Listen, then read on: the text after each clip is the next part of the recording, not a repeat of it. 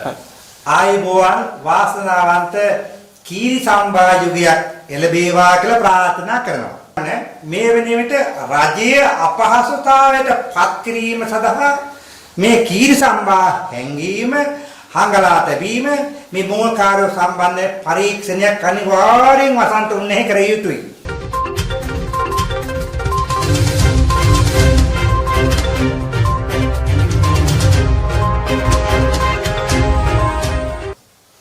දැන් කීරි සම්භා ප්‍රශ්නයක් රටටම ඇවිල්ලා තියෙන්නේ. හාල් මූල කාර්ය ටික කීරි සම්භා වලින් හොඳටම හම්බ කරනවා. මේ බලන්න මගේ කීරි සම්භා ටික බොහොම අමාරුයි මම මේ කීරි සම්භා ටික හොයාගත්තේ. මොකද මේ ලෙඩුන්ට දෙන්න. මෙන්න බොහොම අමාරුයි මේ කීරි සම්භා ටික මම හොයාගත්තේ මේ ලෙඩ විකියට හොඳපත් වෙලා දෙන්න. ඒ නිසා මතක තියාගන්න. එහෙම නැතුනොත් එහෙම ආපස්සට කීරි සම්භා කියලා විදේශ රටවලින් කීරි සම්භා ගේන්නට ඉස්සෙල්ලා රටේ ධනස්කන්ධය පිටරටකට යන්න ඉස්සෙල්ලා මේ කීරි සම්භා මාෆියාව සම්බන්ධව අපි පාරිභෝගික අධිකාරී මෙතුමාත් හම්බ වෙලා ඒ අයට කතා කරා ප්‍රචාරක ලේකම් අසේර සම්පත් මෙතුමා මගින්. ඒ වගේම තමයි මේ අවස්ථාවේදී මතක තියාගන්න කුඩු අයිස් මේක දැන් කටපාඩම් වෙලා තියෙන්නේ. අයිස් කාර්යයා කවුද? කුඩු කාර්යයා කවුද? කුඩු ගෙන්වේ කවුද? කුඩු මොකන මහමලකාරෝ කවුද? කන්ටරේ පිටින් ගමක් පාසා ගිහිල්ලා වලවල් හාරනකම් හාරලා කන්ටර පොළොවේ ඇතුලේ බැස්සුවේ කවුද? ඒ කන්ටර මගින් ගෙනාපු කුඩු තවත් තියෙනවද?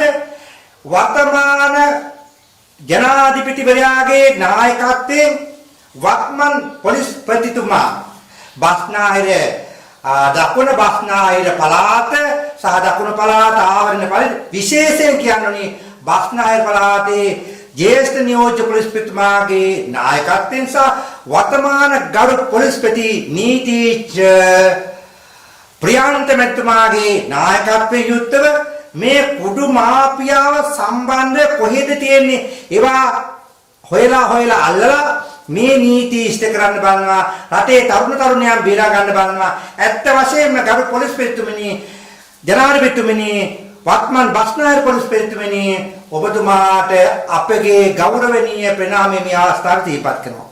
මොකද අපි මේ අහන්න කැමති මේ කන්ට්‍රෝල් ගණන් ගනාපු මේවා කවුද එළියට දැම්මේ? කොයි කාර්ය දැම්මේ? හැබැයි සමහර කියනවා එක දේවල් ඒගොල්ලන්ට ඔහෙ කියන්නම් වාලේ කියන කන්ට්‍රේ 323ක් ආවා. ඒ 323න් ආපු කන්ට්‍රේ තමයි මේවා කියලා. සමහරට වෙන්නත් පුළුවන් අපි දැක්කේ නෑනේ.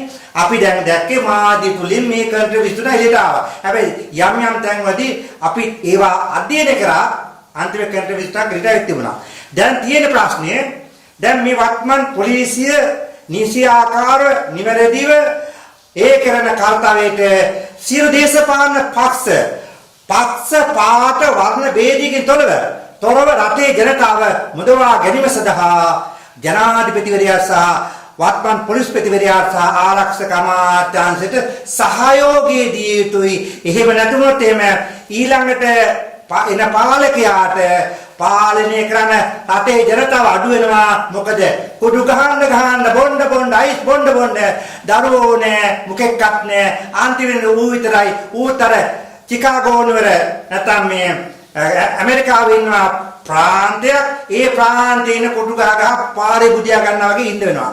ඒ මොකද කුඩු වලින් කවදාකවත් ජීවිතයක් යහපත් මාර්ගයකට එන්න. සමහර අය ගංජා ගහනවා. ඕකටම මොකද කියන්නේ? මොකද ගංජා ගහනවා කියන්නේ ඒක වෙලා ඉතිහාසයේ ඉඳලා මේ දක්වා ඒවා කටයුතු කරන සමහර අය මට බයිනවා මේකට මේ පිස්සුක මම එහෙම මට එහෙම ගංජා පිස්සුවක් නෑ. කියන්නේ මම සත්‍යයක් ඉතිහාසයේ බලන්න. ඒ ගැන බලනකොට අපිට කතා කරන්න දේවල් ගොඩාක් තියෙනවා. නමුත් ඔබතුමාට අපේ ගෞරවනීය ජනාධිපතිතුමී ස්තුතිවන්ත වෙනවා මේ කුඩු මාෆියාව සම්පූර්ණ නැති කරලා දැවීමෙන් අපේ රටේ ජනතාව නමුත් මතක තියාගන්න අස්සක් මුල්ලක් කොළඹ හැමතැනම යම් තැන්වල තියෙනවා. කතරගමේ ඉඳලා තිස්සමහාරාම බලපදේ තිස්සමහාරාමට යන්න. තිස්සමහාරාම බලපදේශවල විශේෂ වැටලීම් කරන්න බලන්න. අනිවාර්යෙන් ජනාධිපතිතුමනි උන් කියයි හොඳට අපි වැටලුවා කියලා වෙනම ගේමක් දෙන්න. අනිවාර්යෙන් අයිස් මද්ද්‍රව්‍ය හම්බන්තොට දිස්ත්‍රික්කයේ තුල තියෙනවා මේවා විශේෂ පරිස්සාලක් ඊළඟ කතරගම බල ප්‍රදේශේ පොඩි එකා පවා ගහනවානේ කොහෙන්ද වයන්නේ මොකද මං ගිහින් දෙනවයි ජනාධිපතිතුමා ගිහින් දෙනවයි පොලිස්පතිතුමා ගිහින් නෑ කොහෙන් හරි මේවා ගිහින් දාලා කාට හදනවා මේ ප්‍රදේශ පමණක් මේ මුළු ලංකාව මේ කුඩු වලින් අපේ අහිංසක දුප්පත් අමලා තාත්තලා කොල්ලු ටික කෙල් ටික ඉවරටම ඉවරයි අරගෙලෙන් ගෙනාවේ කුඩු මාපියා කුඩු මත්තේම අරුන් ටිකක් මැරෙනවා ඊළඟට මතක තියාගන්න මේ වෙන විට විපක්ෂයේ කොහෙද ඉන්නේ විපක්ෂයේ മന്ത്രിතුමා විපක්ෂ නායකතුමා කට්ටිය ඔක්කොම ටික ලැහැත්තිලා විශ්වාස භංග යෝජනා ගේනවා මේ විශ්වාස භංග යෝජනා සමහර කතානායකතුමා ගබාර ගන්නෙත් නෑ. කතානායකතුමා මොකද කරන්නේ?